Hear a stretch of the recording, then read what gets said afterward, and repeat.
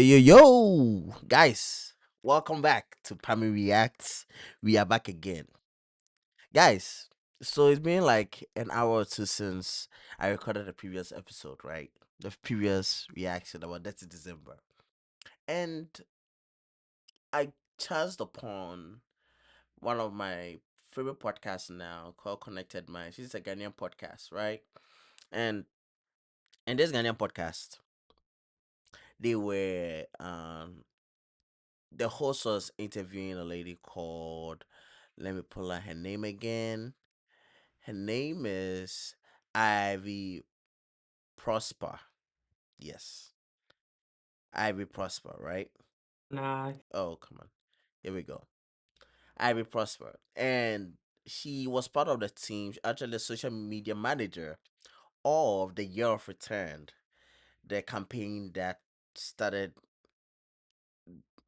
quote unquote to December, where a lot of African Americans or people from the diaspora came back home as an opportunity for people to come back home to like get back the experience of where they came from, pretty much. And she gave a very enlightening. This podcast was very enlightening. If you get a chance, please check it out. It's Connected Minds on YouTube. You check it out. It's an amazing podcast, right? And this summer was dropping up some serious bombers. Like when I say serious bombers, like there were some few quotes I wrote down. One which is the diaspora was sold emotional structure, which was like, oof, that was some heavy words. But don't worry, we are going to react to it. Another comment she made was people move to Ghana on emotions then leave. I'm like, really? People are really moving out here, moving to Ghana with emotions? Hey, really? And the last one, another one I wrote, I mean, there were a lot, but another one I wrote, spiritual connection isn't enough to stay. And I could have understood that because, when some of the diaspora and some of the African Americans, when their forefathers were traded to the Americans and they went to the States, went to work and all that, when they came back and they visited the Amina castles and all that, they had a certain kind of spiritual experience, connection, which some encouraged them to stay. But I'll let her answer the but. So, guys, we are going to react to her video. The podcast is very short. Give me some few minutes. Where are you? Where are you? Where are you? Here we go. Okay. Alright, here we go. helping the diaspora with moving Oh, to Ghana. sorry. I didn't put you guys on. That's on me. That's on me. Uh-oh. What am I doing? Pami, what are you doing?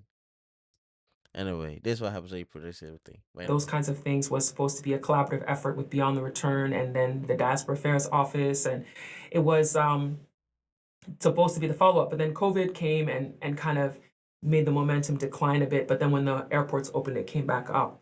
But I think communication is really important with telling people what to expect when they come to Ghana. And I think everybody was hopeful.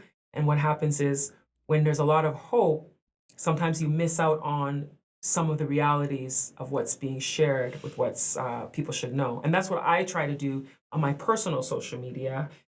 Even when I was working there, I would try my best to share other information. I left that office last year. October 2014 is when I was sorry, 2024 is when I had resigned, and I continue sharing stories about Ghana on my own platform. I try my best to share both positive and negative to people so they understand Ghana, which I did in my book, Your Essential Guide on Moving to Ghana, was to address the positives and negatives of moving to Ghana so people have an understanding. Let me stop you here for a minute. Okay. So, if it's your first I'm time also going to watching stop you Connected here. Minds, I'm also going to stop you here, guys. If you have not, I said if you get a chance, go check it out. Right, go check the podcast out. It's an amazing podcast. This guy's doing an amazing job. So I've had a chance to watch his few videos. So Just go check him out. For someone who's been advocating for Africans to move back to Africa, what's your truth about the two agenda? My truth? Yes. About the agenda of moving back to Africa? Yes. My truth is you have to be ready. You have to be prepared. You can't just come on emotion, which I had said in one of my videos before is one of the top reasons why people end up moving here and then they leave within a couple of years is they moved on emotion only. Now, I know we as human beings, as adults, we shouldn't be doing that. But I do understand where they're coming from. Why do we move to a different environment just based on our emotions? I know Americans, we tend to do things out of emotion sometimes. But to be honest, there are certain things that shouldn't be taken, especially when moving to a place like Africa, because the lifestyle and the culture shocks over there are way different. And it's quite surprising that some of we people do are that. emotional and we feel these connections.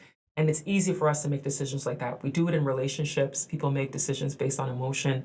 And, people moving somewhere, it also happens too. When it comes to Africa and Ghana specifically, people get this emotional bond, especially people who come from the diaspora, the historical diaspora, which is the term that I've heard the Diaspora Africa Forum use. And the Diaspora Africa Forum is the only embassy for the diaspora, and they've been recognized by the African Union, and they are based in Ghana. They're located behind the Du Bois Center. And I know that they have spoken about the historic diaspora being people who are of African descent who were taken away through the transatlantic slave trade, whereas you have the African diaspora who have actual connection to the continent through birth or through parental lineage, grandparent lineage. So the experience is different for both. That's what I see. That's my observation. The diaspora who were taken in the transatlantic slave trade are the ones that tend to have more of the emotional decision making when they come because of what has happened, the disconnect through centuries, and always having that feeling of not knowing where you're from and wanting to connect with a home, which would be Africa, like, because that's where the DNA is coming from. And to know that I can go to Africa and I can be connected with my people and not worry about the experiences that you have as a Black person living in a society where white people are controlling it, where you have the the systems that are designed that hold people back, people of color, Black people, and other races face challenges because of the systematic racism that exists. And the desire is, I want to go back to Africa because Africa is where I'm not going to experience those things. So the pressures that you feel through systems that are built on the foundation of racism can be so painful that you want to go somewhere that you feel like you're going to be home. You're going to be with your people who look like you, that you're not going to turn around and someone says, I don't like you because you're Black, because everyone else is Black. So you have this emotional thing that you want to go back to Africa. And plus, many of them talk about feeling the spiritual connection. When you land, some people kiss the ground. People have gone when they go to the site where the Door of no return. yeah, go to the Yeah, door of no Elmina return. You Castle. go to the Cape Coast, to the dungeons there, to Elmina, to the dungeons there. People go and they talk about feeling the spirits of the ancestors in there. People feel it. When you go to Asin Manso, to the Slave River, which was where the last bath happened of the Guys, I don't know if you have been there before, but let me tell you the truth. That feeling is really, really there. Like, it's really there. When you go there, the vibe there is different. And as I tell you the story, it's very emotional being in those castles. So I do understand the people spiritual who were mix you're captured gonna and talk enslaved about. and they were bathed there for the last time before they were taken to Cape Coast and Elmina to be shipped off. People have talked about feeling the spirits there in the water. One Ghanaian camera guy that I work with, when he was in the water filming some diasporans who came and he was standing there filming because people go and they want to film their experience, he said he didn't get it at first. But that particular day, he said he felt like there was somebody grabbing his leg in the water. And he was like, he Uh, felt like that was a spirit that he felt grabbing his leg in the water. And he was Kai. like, I never thought anything of it until that day. Eh, And I'm standing there filming, and he looked, and he's like, "There's nobody there," but he feels like somebody's holding his leg. how can I tell you this story? Share. I'm in water and someone is holding my leg. Brother, brother, brother. We are running, oh. Look, we are running. Because there's something also called Mami Water. Do you know what Mami Water is? Ah, Lord Almighty. Wow. That's interesting. And so many have that spiritual feeling when they come, and when they get that spiritual connection, they feel this is the land I need to be in. And so you're not thinking about the logical side of how will I make money when I'm here? How will I build a life when I'm here? How will I take care of my children when I'm here? Those thought processes don't come in when you're thinking about the emotion. Just like when you're in a relationship, a woman's in a relationship, she's like, oh, I love him. He's so wonderful. He's so good looking. He does this, he does that. And then they ignore some of the bad things about this person, of what they do and how they treat them, because they're looking at that, oh, he makes me feel good. Oh, he makes me this, he makes me that. But yet there's some negative side that supersedes that emotional thing. So sometimes we don't look at the logic.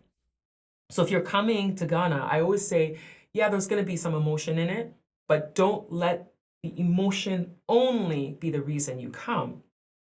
Look at the logical side and ask those questions of, okay, so if I go, what business can I do? What job can I get? And I Mm-hmm. think some people go into business not because they want to be business people, but because they recognize after they're here, Ghana is not a place to come and look for a job. Right. I get people sending me messages on social Right. media that say, can I Mm-hmm. get a job in Ghana? You can come and get a job, but most of the jobs, like 90% of the jobs, you are not going to be paid the same as you were being paid in America, in Canada. That's where you get to realize that there's something called raw Ghana and there's something called Detty Ghana. It's no joke. Because when you get to find out how much people are being paid, that's when you begin to ask yourself true questions. What am I doing here? How did I get here? UK. It is no joke. Like if you come here to Ghana and you're going to go and work at an office where, maybe you're the secretary, or you have an admin job, you're not going to be paid the same as you were being paid over there. You're not. That's the reality. And I think a lot of people don't realize that. They think they're going to come and get the same salary that they were getting back home. But the only way, and I always tell people, the only way you're going to get a job that's paying similar or close is if you are recruited and you have a high level position. Because I know people who come here, they end up getting a job as a country manager. If you're a country manager for a big corporation like Ogilvy or Nestle or something, if you're a high level person that they've recruited, your salary will likely be in your foreign currency Mm-hmm. because they've recruited you and you have a negotiating power. If you are sitting there in New York and a company in Ghana has reached out to you on LinkedIn, they want you to come be a country manager or manager of West Africa, you have negotiating power because they've come to you while you are sitting in your home country, and you can tell them, well, I need to be paid in my foreign currency. You need to get me a place to live. You need to get me a car. And I know people who that's happened with. They've been recruited. The company pays them to move. The company has paid their rent for a couple of years and also provided a car for them. And then they're able to live a comfortable life in Ghana Oh, wow. because they got that opportunity. But if you just come to Ghana, land your bags, and now you're sending CVs places, good luck. Good luck. You're going to come and get a job. If you what? If you know, you know. It's no joke. Look, I wish Americans get to understand. Sometimes, right? We have a few American friends here who say, "Why do Africans work so hard? Why do you guys have so many multiple jobs?" So I tell people that look, jobs in Ghana is not as available as it is here, right? Yes, there's a job scarcity here in the states now. Unemployment is at an all time high, all that. But at the same time, right? Like At least there's McDonald's. At least there's this fast food place where you can be working and make some, I mean, just a coins here and there. We don't have that. We don't have that in Ghana. We don't have that in some African countries. So when we get here, we see those opportunities. We hold them because what we know there was no opportunities like that. And what she's saying is right because you come here thinking, oh, you have the series and stuff, and you got to find out that the world, the life here is a way different ball game, way, way, way, way different. That's like paying you between 2,000 to, I don't know, 6,000 cities a month. What was your own experience looking for a job when you first came in? So, yeah, mine is a bit unique situation because when I came in 2011, I wasn't looking for a job. I came as a getaway, and then I got offered a job, um, and it showed the power of networking. Both jobs that I got showed the power of networking, which is why I always stress to people the importance of not being afraid to go places and meet people. So I was working at SOS College. I was in charge of the Creating Writing Club, the Writers Center, Writers Corner Club after school. And I got that because I was at a birthday party, and I was talking about what I do. Someone asked what I do, and I spoke about the fact that I was writing. I wrote a fashion column in Canada, and I did public speaking. I did a lot of writing in general, and had an article published in a newspaper there. And so this man overheard me talking, and then he invited me to his office. And it turned out that he was the principal of the school. He invited me there to have a discussion, and then I got offered the job. So I wasn't officially a teacher of certain classes, but I was teaching students after school in this creative writing club. Using my experience as a writer and as a speaker, I was able to impart on them some of the knowledge and understanding of things for writing, which was really a great experience because I got to teach these young people about writing. And some of them thought being a writer is because of my first question when I started the first Okay, I'm gonna forward this a little bit. Come in. day was I asked them, what do you think of poetry? I was like, that Calipo juice bar, the billboards you see on that billboard, when you watching the news themselves. Everything you see, Okay. how you write script, took them to a TV station to meet a TV program. So I wanted to expand their mind. So that's what I was doing with that job. The pay wasn't what I would have wanted, but I also wasn't looking for a job at the time. I was like, okay, I'm here. Might as well do it. It's an experience. Do you think that happens a lot with people? They come in, they're not looking for jobs, and then they spend all their money, and then now they either have to look for a job or go back. That's possible. Yes. Yeah. Yeah, that's possible. I also think people don't really know what the country has to offer when it comes to work and careers and stuff because they haven't taken the time to research and they're just coming. People come in December, fall in love with Ghana, extend their stay, and some of them don't go back. They just extend their stay, extend their stay, extend their stay because they fell in love with Ghana. They fell in love with December in Ghana. Oh, where's this thing? Ah, perfect point. She made a perfect point. People fell in love with Dead December in Ghana.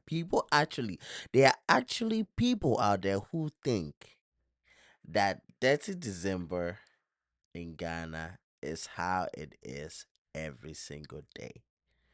It is not. Trust and believe me, the lifestyle there, the lifestyle in December, and the lifestyle from January all the way to November is a whole different lifestyle. Because buggers are in town, we ball out, we going crazy, prices double up.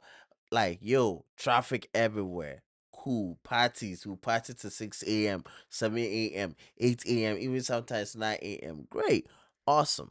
But trust and believe me, January, February, March, April, May, June, July, August, September, October, November, you are not seeing that. You are not seeing that. Because guess what? People are balling. People are working. People are hustling for money. Because they're hustling for that money that they're going to spend in December. So she hit the nail right on the spot. Then they stay. And then the realities of Ghana kick in because it's not like December all year long. Yes, Ghanaians love to party. Ghanaians love to socialize. That happens all year, yes, but not at the intense level it does in December. Once December is over and we get after the first week of January, second week, and it's kind of quiets down a bit, that's when the reality of being in Ghana sets in. And how are you going to make your money? That's when it sets in. Awesome. Did you know that you can get this podcast and go on podcasts when you're driving to work? I've really picked up something here with your experience working with, the projects on the Ghana Beyond the Frozen. Return and all that work you did. That I think we fed the emotional cravings of the American diaspora, but we did not give them structures, did we? Mm-hmm. So I know that the government was trying to pass a bill that would actually help the diaspora with being able to move here and live here, but it didn't pass. It was called the Homeland Return Act that was actually submitted into Parliament, and to this day, it's not passed. So it's unfortunate that it didn't pass before the last government went out, because now it's like starting. In my opinion, now it's like starting over again. Because the whole point of the Homeland Return Act, when Beyond the Return started, was to help facilitate the diaspora in their move to Ghana, residency status, and that kind of stuff. So I really think that there are quite a number of people who are trying to support the diaspora and helping them with their transitions and stuff, but sometimes there's a lot of things missing. I think people also have this misconception that Africa will be easy, that Africa will be cheap, and then they get the wake-up call that Ghana's not as cheap as people think it is. Ghana's quite expensive for being in a developing country, so it makes it a little bit challenging. And I think one of the biggest headaches in Ghana for people is when they realize that they have to pay rent in a huge chunk up front. I think if not for that, it would be That part. easier for people to do their transitions, because living abroad, I know in Canada and the US, you only pay 2 months rent up front before you move in somewhere, which they call first and last rent. And so you pay that 2-month deposit and then you move in. And This is one of the many reasons why I said a lot of Africans have more money than Americans. People think I'm joking. Most Americans use credit system. Most Americans depend on their credit cards. In Ghana here, if you don't have the cash, forget about it. You have to pay that money down before they even rent you, because we don't have credit systems here. you might have a small security deposit you pay in case of damages to the property, but that's it. But here, it's like people come and then they find out, whoa, this landlord wants me to pay a whole year up front, 2 years, some of them even asking for 3 years up front. And it's not even legal. That's the sad part, is it's not even legal. It's supposed to be only 6 months. According to the law in Ghana, there is a rent act that is, I think it's from the 80s and it hasn't changed, and it's supposed to be only 6 months up front. That's the law. So every day people are breaking the law. Every day It's people are breaking the normal. law, asking for a It's year rent up normal. front. In Ghana, the law, we the people run the law. You get what I mean. The law, they'll put it there, but still, you will be. So I think as long as it's not enforced, it just keeps happening. And so that's the big thing that really affects people, because you come and let's say you have $30,000 in savings and you feel that you can move to Ghana and start your life with $30,000.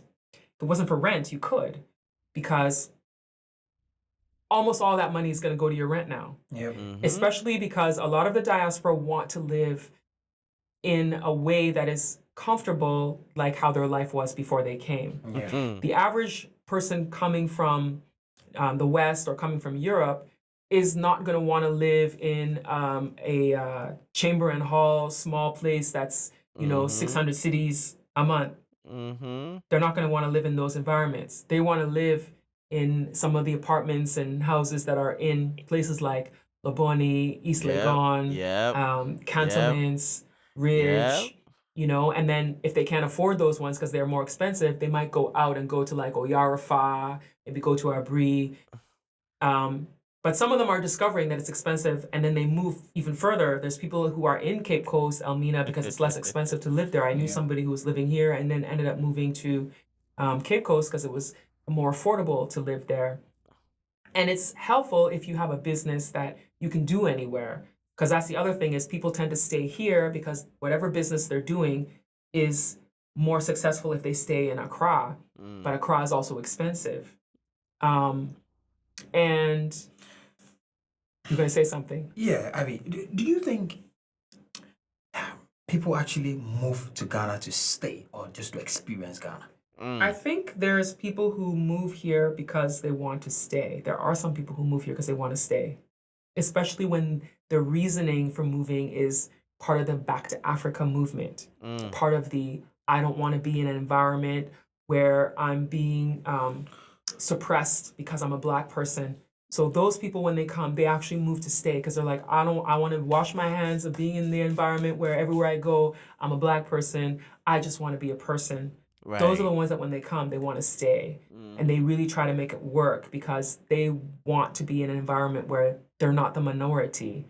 I think the ones that come off of the emotion of December in Ghana and decide to stay are the ones that are most likely to go back. Why are people going back? People go back because they didn't plan well when they came, or because they didn't understand the environment when they came, or because they realize they just want life to just be simple with the structures. So when I say that, what I mean is there's an element of you having to be like, this is how it is. I'm not saying that you're accepting mediocrity, but there's an element of you having to suspend the desire for it to be the same way as it was where you came from. So, for example, Right. if I want to start a business in Canada, I register online, make my payment online, get my certificate for the business. Yep. And that's done within minutes. I went to register a business and I had to go to the office physically, fill out the form, Right. make my payment, sit Right. there, go from one room to the next. Oh, please have a seat, go here. Please have a seat, go there. Then finally they're like, okay, they give me my receipt. You have to come back and collect your papers at another day.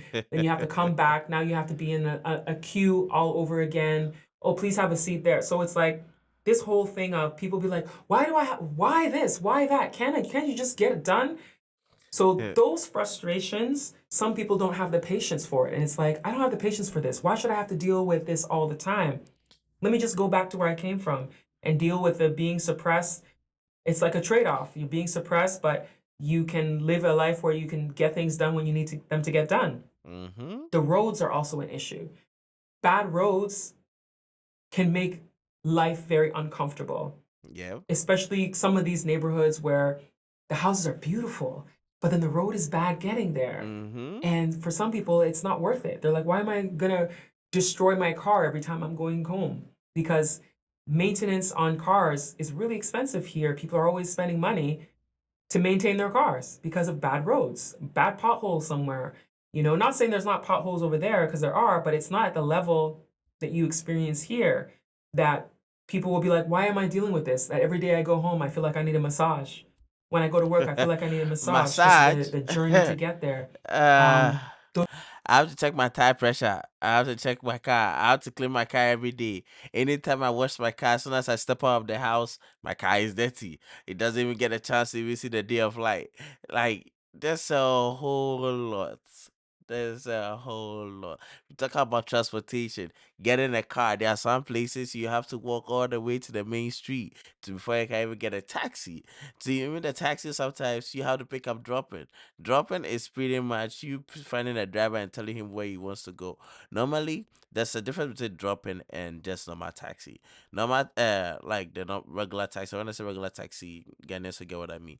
What I mean by regular taxi is these are taxi drivers that have one specific route they always go, right? And no matter what the situation is, right? You can go in for a fixed fee.